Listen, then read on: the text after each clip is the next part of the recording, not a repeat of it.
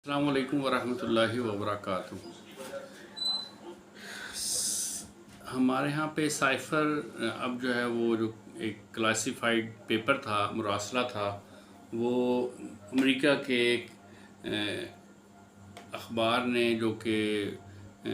Internet पे ही सिर्फ दस्तयाब है, इंटरसेप्ट, उसने कल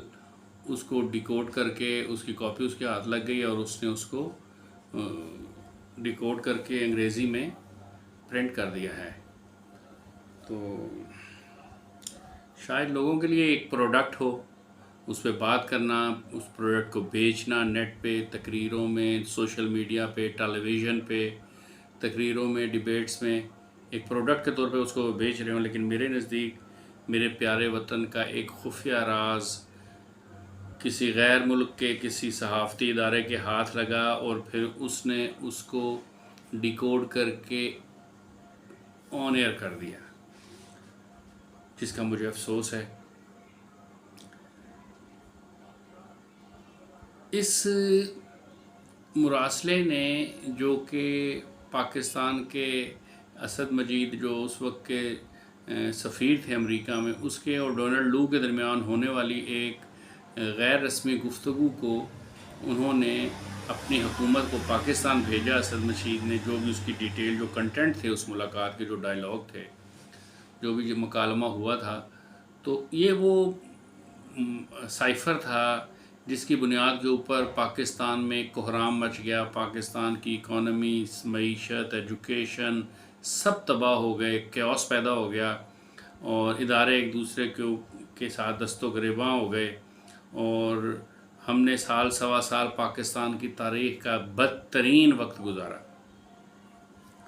और जिसके ऊपर बहुत बड़े पैमाने पे उसको पॉलिटिकल स्टंट के तौर पे इस्तेमाल किया चेयरमैन पीटीआई ने। और ये बताने की कोशिश का जो उस कंटेंट का जो माफी ज़मीर है वो ये है कि जब यूक्रेन की जंग रशिया शुरू करने लगा और अमेरिका दूसरी साइड की तरफ खड़ा था, तो उस वक्त उस जंग के शुरू होने से चंद दिन पहले, बहुत ही कम वक्त पहले, पाकिस्तान के प्राइम मिनिस्टर ने रशिया का, मॉस्को का दौरा किया। ये दौरा जो था वो अमेरिका को पसंद नहीं आया। फिर जनरल असेंबली में जब यूक्रेन के मौजू पे वोटिंग हुई तो उसमें पाकिस्तान ने दिलचस्पी का इजहार नहीं किया और एराज़ किया वोटिंग, अपना वोट कास्ट करने के हवाले से, अपनी राय देने के हवाले से, जिसकी वजह से वैसे ही जो बाइडेन एडमिनिस्ट्रेशन जो थी वो पाकिस्तान से, पाकिस्तानी गवर्नमेंट से नाराज़ थी। ताल्लुकात बड़े कशीदा थे और बहुत ठंड माहौल चल रहा था। ऐसे में जब रशिया का विज़िट किया प्राइम मिनिस्टर ने, तो उन्होंने यूँ ख्याल किया, ये तसव्वुर किया कि ये रशिया को हम आइसोलेट करना चाह रहे हैं, लेकिन ये रशिया को सपोर्ट कर रहे हैं और उनके साथ कर रहे हैं। इसीलिए इस मुश्किल घड़ी में इन्होंने वहाँ का दौरा किया है। और डोनाल्ड लू ने, जो कि साउथ एशिया के पॉलिटिकल अफेयर्स का इनका वो माहिर है और इन पे नज़र रखे हुए है, उसने हमारे सफ़ीर से एक मुलाकात में लंच के दौरान ये बात की कि ये जो आप कर रहे हैं ये आपने अच्छा नहीं किया कि आप यूक्रेन के मसले पे मॉस्को के साथ खड़े हैं, वाशिंगटन के साथ खड़े नहीं हैं। अगर आपके यहाँ पे हुकूमत तब्दील ना हुई आने वाले चंद दिनों में, तो इसके नताइज आपको, आपके मुल्क को, इस रियासत पाकिस्तान को भुगतने पड़ेंगे और हम फिर सीरियस इस पर गौर करेंगे कि हमने आपके साथ क्या करना है।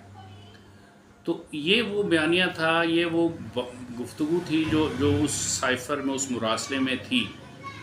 वो इस मुरासले की इस गुफ्तगू जिसमें एक ज़ाहिर एक थ्रेड था, एक तरह का इंटरवीन किया उन्होंने हमारे ज़ाती अंदरूनी मामलात में, एक मुदाखलत वाली बात थी। हम किसको मिलें, किस मुल्क से ताल्लुक़ रखें ना रखें, इसकी क्या, किसी को क्या है कि वो इसके ऊपर एतराज़ करे या हमें डिक्टेशन दे। लेकिन अमेरिका को इसके ऊपर एतराज़ था और अमेरिका इसकी वजह से नाराज़ भी था। तो इस पे जो गुफ्तगू हुई है, उसको जिस तरीके से उन्होंने पोर्ट्रे किया है असद मजीद साहब, हमारे जो सफ़ीर थे अमेरिका में उस वक्त, तो उन्होंने उनके बहुत सारे सवालात के बड़े मुदल्लिल जवाब दिए। लेकिन डोनाल्ड लू कोई बात मानने के लिए तैयार नहीं था। इतने इनके कोजेंट आर्गूमेंट्स करने के बाद, सुनने के बाद भी वो फिर आगे से कोई ऐसी बात कर देता था जिसका कोई सर पैर नहीं होता था। जिससे मिसाल के तौर पे ये اس نے کہا جب وہ بیجنگ اولمپکس ہوئی تو وہ اس وقت عمران خان نے ملنے کی کوشش کی پیوٹن کے ساتھ، لیکن وہ ناکام رہے اور ملاقات نہیں ہو سکی، تو اس کے بعد انہوں نے طے کیا ٹھیک ہے میں ماسکو جا کے ان سے ملوں گا۔ تو ہمارے سفیر نے کہا بات یہ نہیں ہے، بلکہ پچھلے کئی سالوں سے اس کے اوپر مسلسل کام ہو رہا تھا اور مشاورت ہو رہی تھی کہ ماسکو ہم نے پرائم منسٹر نے جانا ہے تو وہ کس طریقے سے جائیں گے، کیا طے ہوگا، کیا ہماری پالیسی ہوگی۔ تو یہ تو اس سے بہت پہلے کی بات ہے کہ اس کی ذاتی مرضی کے ساتھ تو نہیں گئے تھے وہ۔ تو دوسرا یہ کہ وہاں پہ جا کے بھی انہوں نے جو موقف اختیار کیا وہ موقف یہی تھا کہ ہم بظاہر یہ تو بڑی افسوسناک بات ہے کہ ہم یہ دونوں ملک جنگ کی طرف جا رہے ہیں، لیکن ہم امید رکھتے ہیں کہ سفارت کاری ہوگی اور اس کے نتیجے میں بعد مذاکرات اور گفتگو کے ذریعے مسئلے کو حل کرنے کی کوشش کی جائے گی۔ یہ بات بھی انہوں نے بتائی، اور بھی کافی سارے دلائل دیے افغانستان کے حوالے سے، پاکستان کے حوالے سے، افغانستان کے ایشو پہ، پھر کچھ گلے شکوے بھی کیے اس کے ساتھ کہ امریکہ کا رویہ جو بائیڈن کے بعد بہتر نہیں ہے پاکستان کے ساتھ، اور اگر ہم اتنے ہی امپورٹنٹ تھے تو پھر جنرل اسمبلی کا جو سیشن تھا یوکرین کے حوالے سے، اس سے پہلے ہائی آفیشلز کا آپس میں اعلیٰ سطحی روابط کیوں نہیں ہوئے دونوں حکومتوں کے، اور ماسکو جانے سے پہلے یا یوکرین کے اوپر سٹینڈ لینے سے پہلے اگر ہم اتنے امپورٹنٹ تھے تو امریکہ نے، آپ کی گورنمنٹ نے ہماری گورنمنٹ سے رابطہ کیوں نہیں کیا؟ تو ظاہر ہے یہ بڑی جاندار باتیں ہیں، لیکن اس کا کوئی جواب نہیں تھا۔ ہاں ایک تھریٹ تو ضرور تھا، لیکن ایسی کوئی سازش کی بو اس میں نہیں آتی کہ مطلب 7 تاریخ کو مراسلہ موصول ہوا اور 8 تاریخ کو پاکستان میں جو ہے عدم اعتماد کی تحریک پیش ہو گئی۔ وہ جبکہ مولانا فضل الرحمان 1 مہینہ پہلے اعلان کر چکے تھے کہ ہمارے پاس نمبر پورے ہیں اور ہم جو ہے وہ عدم اعتماد لے کے آئیں گے پی ٹی آئی کے خلاف، گورنمنٹ کے خلاف۔ تو یہ جو اس کے ساتھ اس کو جو نتھی کیا اس مراسلے کے ساتھ پی ٹی آئی نے اور اس مسئلے کو پولیٹیسائز کر دیا، یہ غلط تھا۔ اور پھر انہوں نے خود مانا بھی کہ میرے سے وہ جو سائفر تھا وہ کہیں کھو گیا ہے، اور وہ اس سے پہلے میں نے وہ پورا بہت طویل اس سے پہلے ایک مضمون مرتضیٰ حسین اور ایک اور گریم کر کے نام ہے، ان دونوں نے مل کے وہ ایک بڑا سا مضمون ایک آرٹیکل لکھا ہے، اور اس کے بعد پھر اس کو بلاگ کی شکل میں، کہ مین ٹو سے کہ جو کچھ تھا مینوان اسی طرح ڈیکوڈ کر کے انہوں نے وہاں پہ اس کو وہ سائفر کی جو عبارت ہے، اسٹیٹمنٹ جو بھی ہے وہ لکھ دیا ہے۔ وہ پورا حرف و حرف میں نے پڑھا ہے، اور اس میں ایک طریقے سے تو انہوں نے کوشش یہ کی ہے، پہلے اپنا مضمون جو تقریباً 4000 سے زیادہ الفاظ پر مبنی ہے، اور جو بلاگ ہے جو مراسلہ ہے اس کی ورڈنگ کی کاؤنٹنگ اس کے علاوہ ہے جو وہ بھی 1200 سے زیادہ کی ہے۔ تو یہ ایک طریقے سے اس طرح کا ایک بیانیہ ایک نیریٹو ڈیولپ کرنے کی کوشش کی گئی ہے کہ یہ ساری ایک سازش تھی، اور پاکستان کی جو ملٹری اسٹیبلشمنٹ ہے اس نے جب اس کو ہٹانے کا ارادہ کر لیا تو اور وہ امریکہ کو خوش کرنے کے لیے اور امریکہ کے ایما پر ہی کیا، تو پاکستان کی جو سول سوسائٹی ہے اور جو پی ٹی آئی کے ممبرز ہیں اور جو پی ٹی آئی ہے اور گورنمنٹ جو ہے وہ جب اتری تو وہ پھر ان کے خلاف ہو گئی، اور پھر ایک کیوس پیدا ہوا پاکستان میں، جبکہ حقیقت ایسے نہیں ہے، اور حقیقت اس سے بہت زیادہ مختلف ہے۔ اور پی ٹی آئی کی طرف سے جو موقف پیش کیا گیا اس کی بنیاد ہی ساری کی ساری جھوٹ کے اوپر تھی، اور پاکستان میں روزانہ سینکڑوں سائفر موصول ہوتے ہوں گے فارن آفس کو، لیکن کبھی بھی کسی سائفر کے اوپر اتنا سارا بڑا پولیٹیکل سٹنٹ نہیں بنا جتنا اس دفعہ پی ٹی آئی کی گورنمنٹ نے اس ایک سائفر کے اوپر بنا دیا۔ تو جو المیہ کی بات ہے کہ وہ یہ کہ وہ جس خفیہ مراسلے کے اوپر سیاست ہوتی رہی اور 1.5 سال گزر گیا، وہ سائفر امریکہ کے ایک الیکٹرانک اخبار نے بقول اس مبینہ وہ جو سائفر تھا اس کو اس نے ڈیکوڈ کر کے چھاپ دیا ہے۔ یہ ایک انتہائی تشویشناک، شرمناک اور باعث شرم، باعث افسوس بات ہے کہ یہ سائفر اس طریقے سے سامنے آیا ہے، لیکن اس کا ایک کاؤنٹر پروڈکٹیو رزلٹ جو سامنے آیا وہ یہ ہے کہ اس میں جتنی بھی باتیں کی گئی ہیں اور جتنے بھی حقائق ہیں تاریخوں کے حوالے سے، جو وہ حقائق اور واقعات ہیں وہ اس قسم کے ہیں کہ جس سے کہ یہ واضح طور بالکل اس میں کوئی شک شبہ باقی نہیں رہتا کہ یہ جو سائفر تھا یہ اس کو جب نتھی کیا گیا پاکستان کی سیاست کے ساتھ تو یہ جھوٹ تھا اور اس کی کوئی حیثیت نہیں تھی، اور یہ ساری ایک خاص قسم کی سازش کی، اور یہ سازش پی ٹی آئی نے کی، پی ٹی آئی کی قیادت نے کی، پاکستان کے خلاف کی، پاکستان کی سالمیت کے خلاف کی، پاکستان کی فورسز کے خلاف کی، پاکستان کی پولیٹیکل فورسز کے خلاف بھی کی، پاکستان کے معاشرے کے خلاف کی، پاکستان کی سالمیت کو خطرے میں ڈال دیا، اور ہم ایک بہت بڑے بحران میں سے گزرے، اور دوسری طرف ہم ڈیفالٹ ہونے کی طرف جا رہے تھے۔ اس کی وجہ بھی وہی پی ٹی آئی کی گورنمنٹ ہی تھی۔ تو اب یہ بظاہر ایک جرم ہے اب کہ آپ کے پاس ایک ذمہ داری کے ساتھ ایک خفیہ دستاویز آئے اور وہ کلاسیفائڈ پیپرز جو ہیں وہ آپ سے کھو جائیں، اور وہ جا کے پھر امریکہ میں سے نکلے، پھر اس کی ایک کاپی جو ہے وہ برازیل میں سے نکلے، پھر جب انٹرسیپٹ جب اس کو امریکہ میں چھاپے انگلش میں، تو پرتگیز میں بھی چھاپے، اور پھر اس کے بعد برازیل سے بھی اس کی ایڈیشن نکلے۔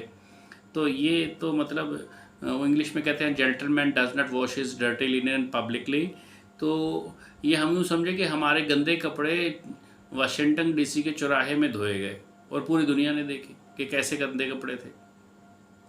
تو اب یہ ایک نیا کیس بن گیا ہے جو سیکرٹ ایکٹ کے تحت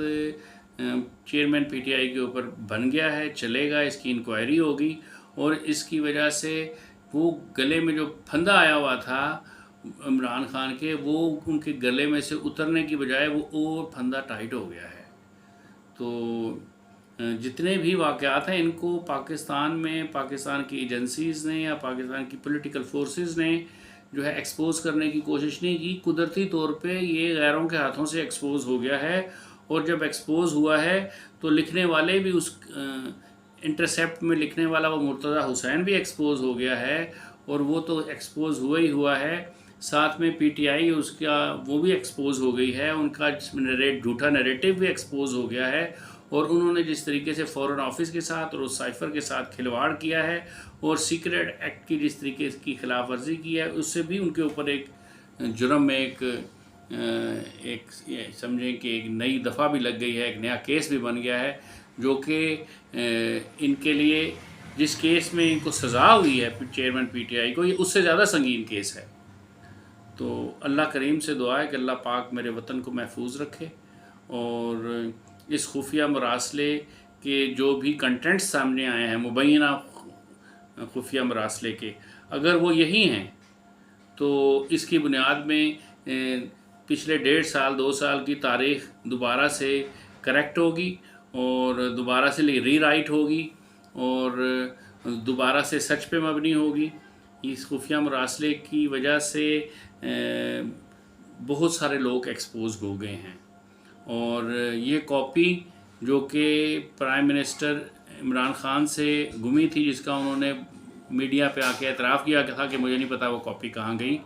تو یہ بھی انہی کی ذمہ داری ہے، یقیناً شک انہی کی طرف جاتا ہے کہ یہ کاپی ان کی وجہ سے ہی کسی طرح انٹرسیپٹ تک پہنچی ہے۔